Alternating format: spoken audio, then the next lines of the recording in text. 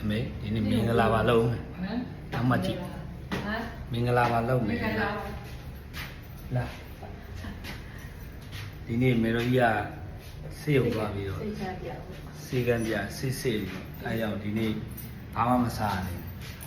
အပေါ်ပတ်စပို့ဆောင်သွားယူမေရိုကြီးမင်္ဂလာပါယနေ့20ရက်နေ့6လပိုင်း2025မြန်မာလူဘယ်နှစ်ရက်တည်းမေးလာပြီကျော်10ရက်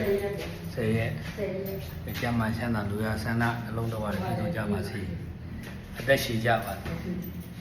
ကိုယ်စိတ်နဲ့ပြန်ကျမ်းမာချမ်းသာကြပါစေအလုပ်ကိုင်စီးပွားလုပ်ငန်းကောင်တာအကုန်စသည်စင်ကြည်ကြပါစေနော်